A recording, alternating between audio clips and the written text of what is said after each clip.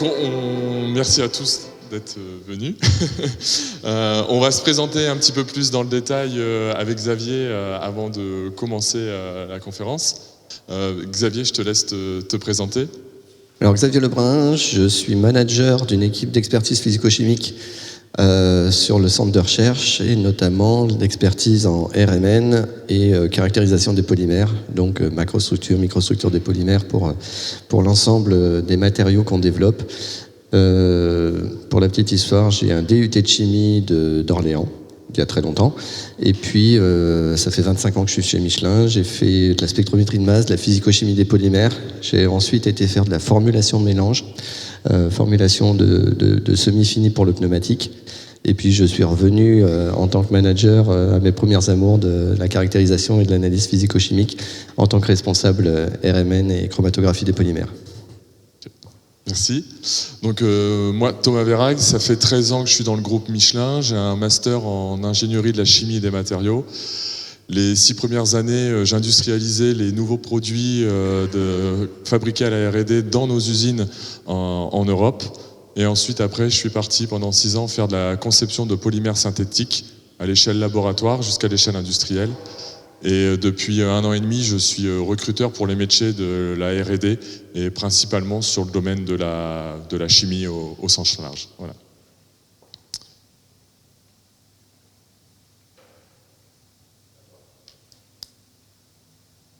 Ok, donc avant de rentrer dans le vif du sujet, on va vous parler rapidement de Michelin, parce que je pense que c'est important, on l'a souligné un petit peu en introduction. Donc Michelin, on connaît tous, Michelin c'est le pneumatique, mais pas que. En fait, on a une ambition chez Michelin, c'est de devenir leader mondial des composites. Pourquoi ? Parce qu'en fait, depuis plus de 130 ans, Michelin a acquis une expertise dans les matériaux.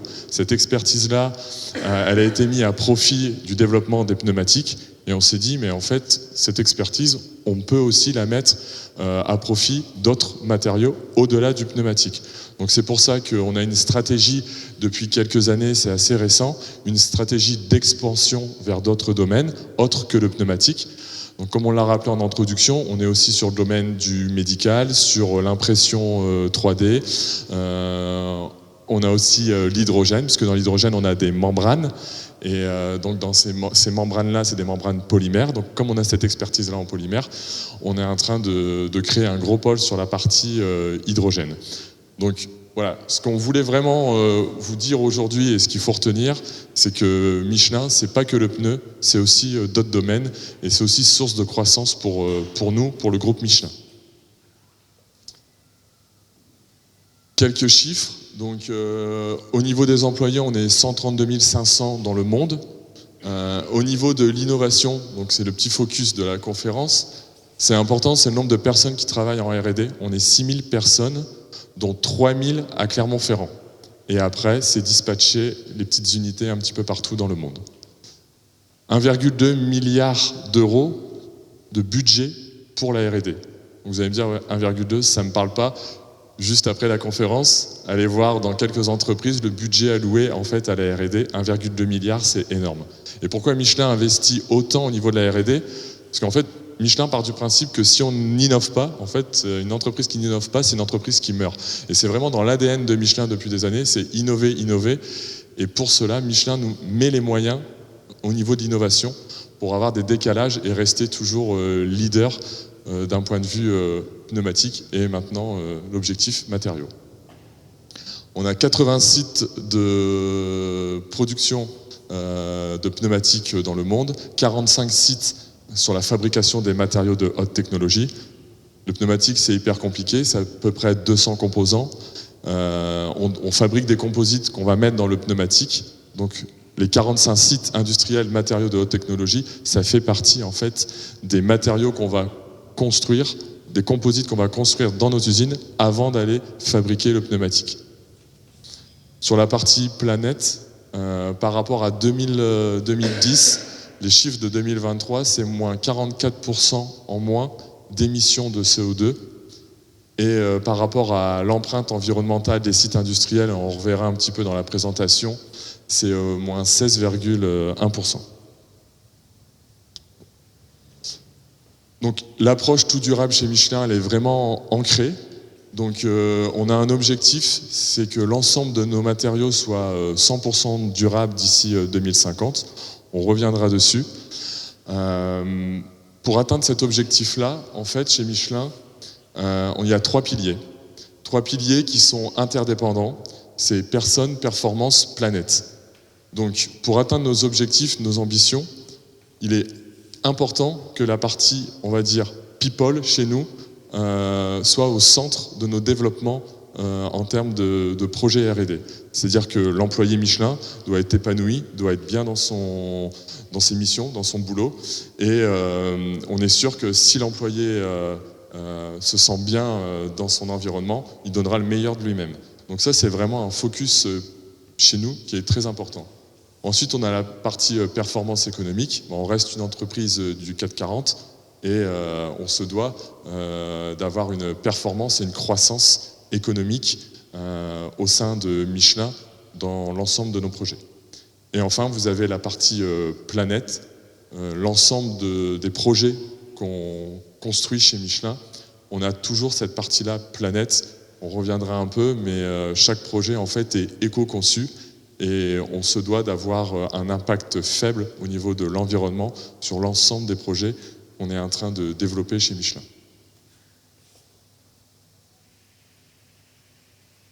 Donc c'est vrai que depuis quelques années, on fait un focus sur la partie environnement.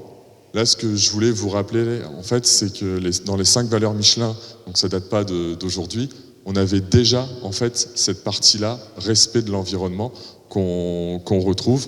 Donc c'est sûr que depuis quelques années, il y a vraiment un focus sur la partie environnement, mais c'était déjà en fait dans nos valeurs. Donc là, on retrouve aussi le respect des faits. Donc respect des faits, ça va un peu aussi avec le respect des personnes, comme je vous disais tout à l'heure. Voilà, on se base toujours sur des résultats et jamais sur de l'intuition.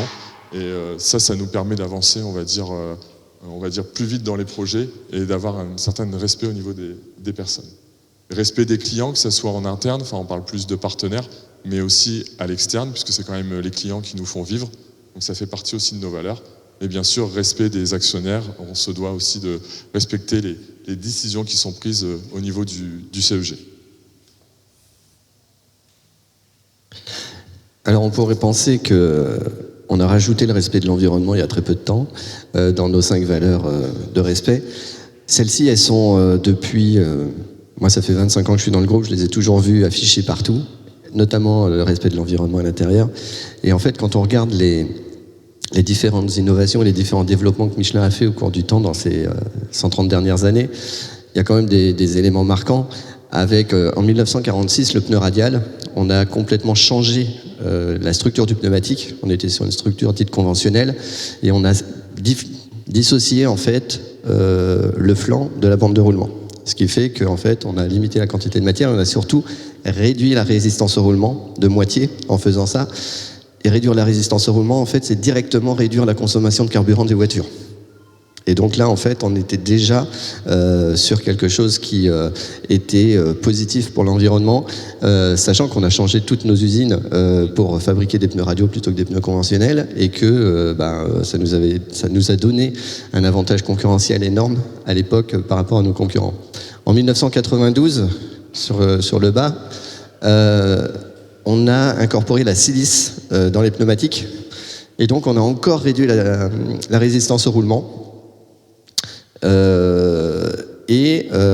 C'est la gamme énergie. Alors bon, pour les plus jeunes, ça parle pas, mais la gamme énergie, on faisait la publicité en disant vous consommerez moins d'essence avec ces pneus, et c'était les pneus verts, les X-Green, et en fait tout le monde rigolait. Hein. Nos concurrents en fait voyaient pas du tout pourquoi on allait nous sur baisse de la consommation de carburant, pneus verts et une composante environnementale à l'intérieur de ça, ce qui nous a donné là aussi un avantage concurrentiel de par les brevets sur la silice pendant une trentaine d'années. Mais même comme ils y croyaient pas trop, ils n'ont pas suivi le mouvement, et encore maintenant certains manufacturiers ne savent pas faire de pneus à la silice, donc les résistances au roulement sont beaucoup plus importantes. Il faut regarder l'usure, il faut regarder l'adhérence, mais la résistance au roulement est importante parce qu'en fait, ça peut beaucoup changer les choses. Et sur les voitures électriques, on ne va pas consommer moins. Par contre, on va avoir plus d'autonomie pour la voiture si on a moins de résistance au roulement dessus. Et puis, on a en 2022 le développement de résines biosourcées. Donc, en fait, on utilise des résines à l'intérieur de nos pneumatiques. Et donc, pour atteindre l'objectif de 100% de matériaux durables en 2050, on a déjà cette brique technologique qu'on utilise déjà dans certains de nos pneumatiques sur des résines biosourcées. C'est tout bon ? Ouais. Et donc, en fait, on ne fait pas ça tout seul non plus, parce que on a beau être 3000 à Clermont-Ferrand, changer complètement la physionomie d'un pneumatique, par exemple, en fait, il faut tout changer à l'intérieur. Donc, on a des partenariats de diverses sortes. On a par exemple des labos communs avec le CNRS. On en a une douzaine d'actifs. Et il y en a un qui s'appelle Biodélab, avec un laboratoire de Clermont-Ferrand. Le pneu, quand il s'use, forcément, il laisse des particules sur la route. Et en fait, on a un labo commun avec le CNRS pour essayer de comprendre qu'est-ce que font ces particules après, comment elles se dégradent, comprendre les mécanismes pour pouvoir déjà savoir exactement ce qui se passe sur les pneus actuels et pouvoir développer les pneus du futur en tenant compte de ces mécanismes pour pouvoir faire les bons matériaux qui puissent être potentiellement biodégradables dans le meilleur des cas. On a aussi des partenariats industriels, Enviro par exemple, avec une société qui fait plutôt de la pyrolyse, sur des technologies de transformation des pneus usagés. Le pneu en fin de vie, à l'heure actuelle, on n'en fait pas grand-chose.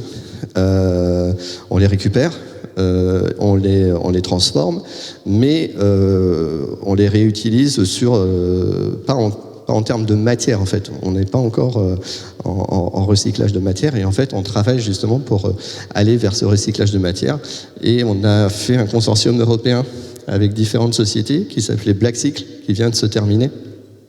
Où là, en fait, l'objectif, c'était bien de partir du pneumatique usagé et, à travers diverses formations, de pouvoir récupérer du noir de carbone recyclé, des résines recyclées et puis des huiles également pour pouvoir refaire des matériaux qui seront potentiellement utilisables dans le pneumatique ou dans d'autres applications. Et puis, Bio-Butterfly, on a des projets qui sont vers la production, filière de production de butadiène issus des ressources renouvelables et de pouvoir avoir aussi du bio-butadiène en fait et sortir du pétro-sourcé sur ces choses-là.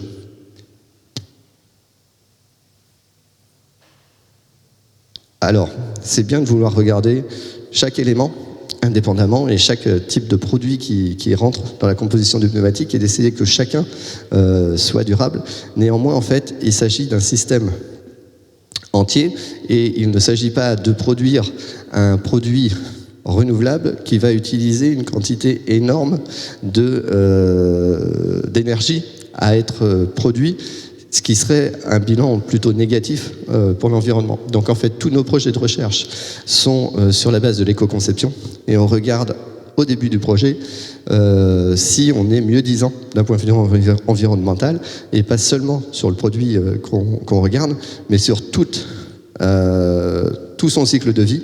Et donc on a des analyses de cycle de vie, bien sûr sur le pneu en lui-même et total, à partir des matières premières, de sa fabrication, de sa logistique, de son utilisation, de son rechauffage éventuel et de sa fin de vie, mais également pour l'analyse de cycle de vie de l'ensemble des produits et du cycle de vie de l'ensemble des produits qu'on va mettre à l'intérieur de nos pneumatiques pour être sûr qu'en fait, ce qu'on fait va dans le bon sens et va vers un meilleur côté environnemental.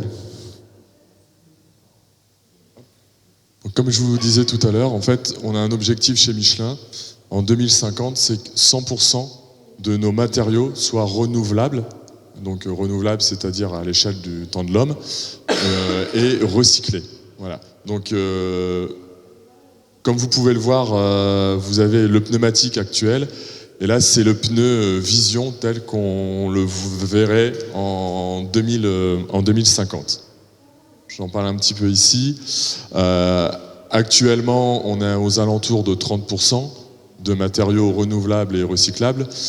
Donc ça vient principalement de l'EVA, donc c'est l'arbre où on a du caoutchouc naturel. On fabrique du caoutchouc synthétique, mais on a aussi une grosse partie de caoutchouc naturel dans nos pneumatiques.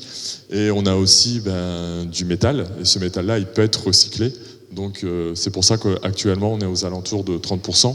On utilise aussi des résines biosourcées, donc ça fait partie aussi de ces 30%. En 2030, on prévoit d'être aux alentours de 40% pour arriver à 2050 sur un pneu 100% durable. Et là, le pneu que vous voyez, c'est un pneu qui sera rechargeable. Donc vous arriverez avec votre voiture à une station et ça sera de l'impression 3D, excusez-moi, où on pourra en fait refaire la sculpture du pneu en direct. C'est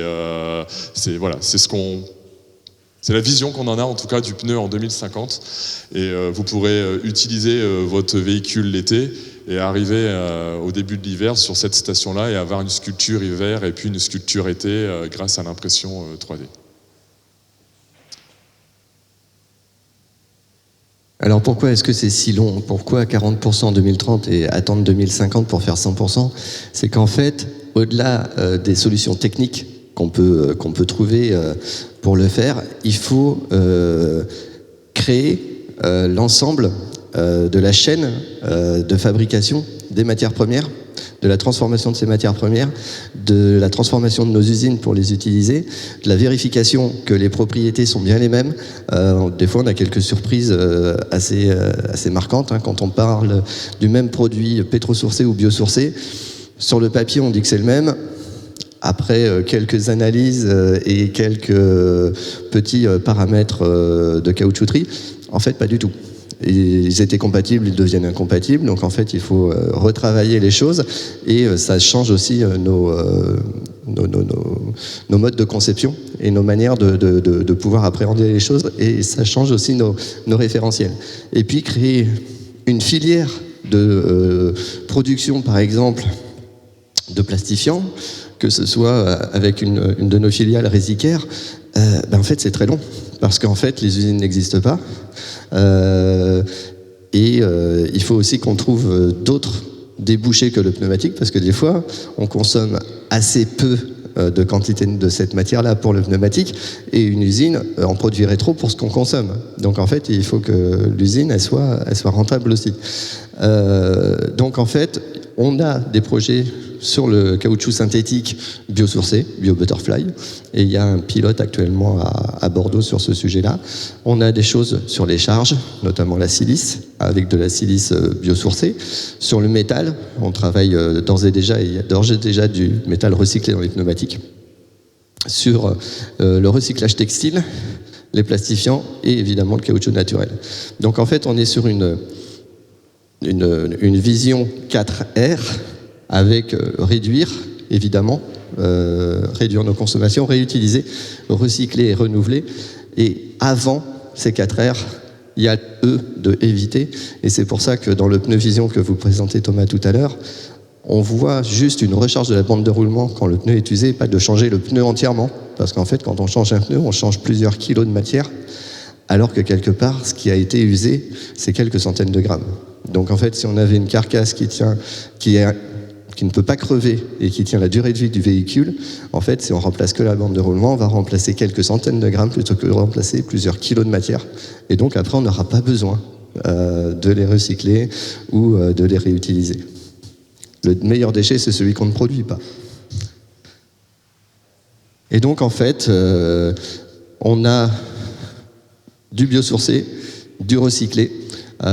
Donc au niveau biosourcé, il y a des fibres, il y a des résines, on en a parlé tout à l'heure, il y a des huiles avec une jolie fleur de tournesol, parce que l'huile de tournesol peut être intéressante. Il y a des monomères et des polymères biosourcés, notamment le butadiène, et le caoutchouc naturel évidemment. Et du côté recyclé, l'acier, le polyester, les silices, donc elles peuvent être issues de l'écorce de riz, par exemple, les poudres de caoutchouc micronisées, le noir de carbone issu de la pyrolyse, qui est du noir de carbone recyclé, et pas du noir de carbone classique de furnace, et puis des plastifiants issus de la pyrolyse également.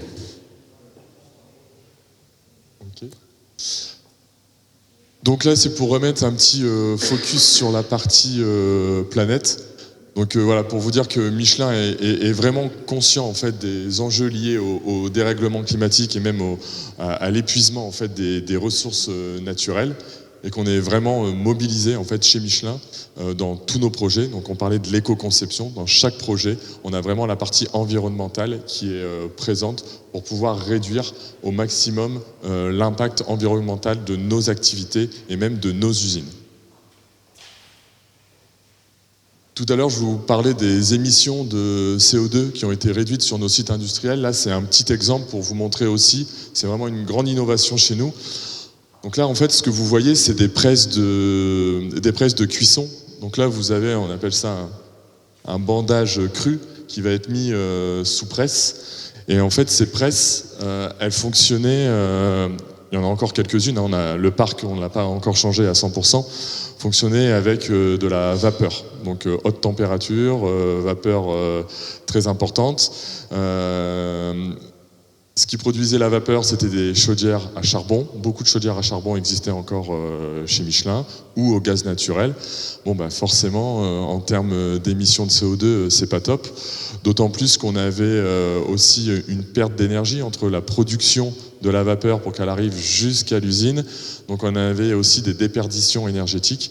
Donc là, en fait, on a électrifié le parc. Donc là, en fait, là, on voit cette usine, elle est très propre. Avant, on rentrait, c'était un nuage, on voyait pas très bien. Donc même en termes de, on va dire, on parlait du focus sur la partie people, c'est beaucoup plus agréable de travailler dans cet environnement-là où c'est vraiment très propre. Il fait pas chaud. D'habitude, ça montait avec la vapeur. On avait des températures très élevées dans les usines.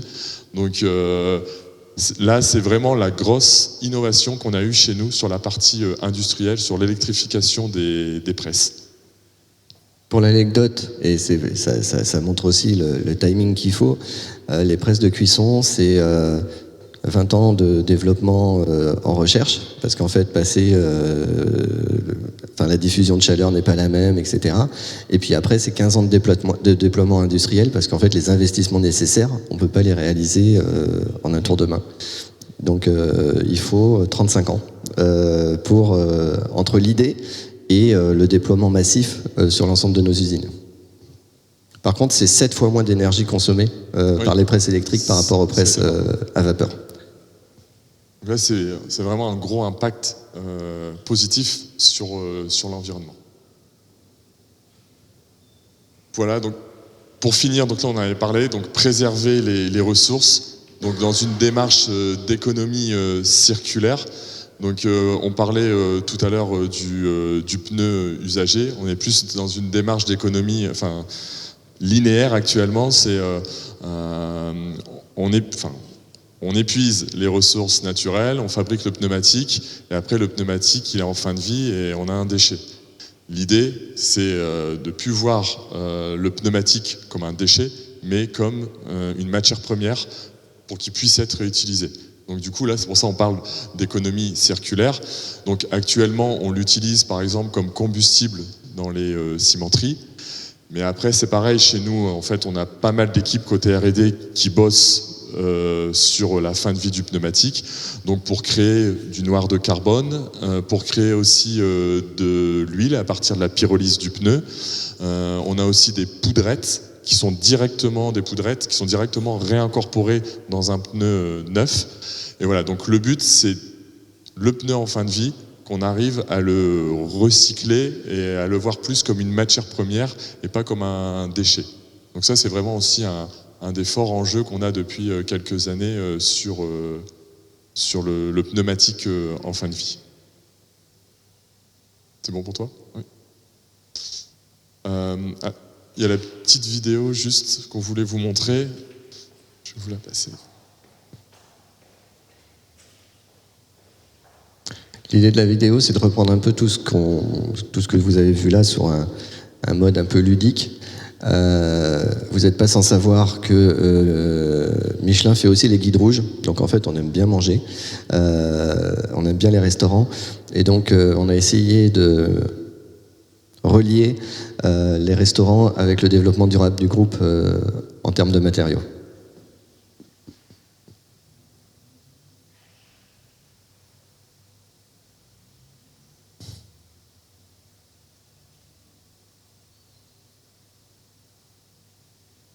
Donc en fait, pour faire un pneu durable, il faut d'abord pouvoir utiliser des déchets végétaux, des pneus usagés. Et avec tout ça, déchets plastiques également, on va essayer de pouvoir transformer ça en des pneumatiques durables.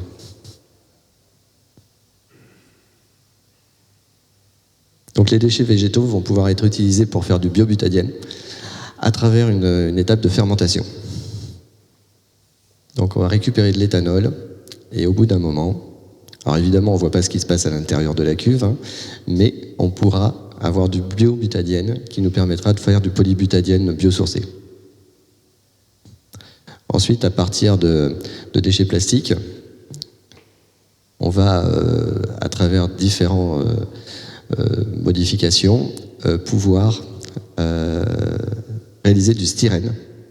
Et avec le biobutadiène plus le styrène recyclé, on pourra faire du caoutchouc synthétique styrène butadiène rubber qui est très utilisé dans nos pneumatiques de manière durable. Avec les déchets plastiques en PET, on va les broyer finement.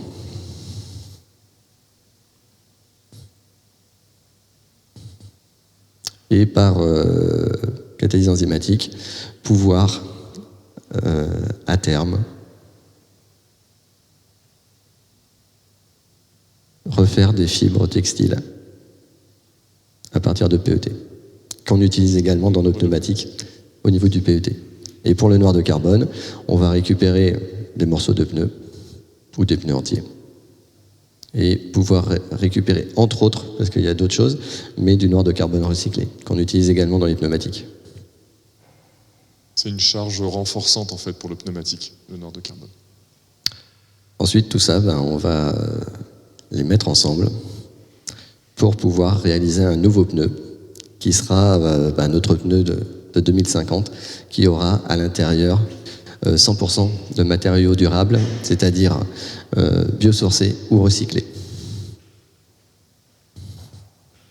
Et donc d'ici 2030, 13,5 millions de tonnes seront dans nos pneus.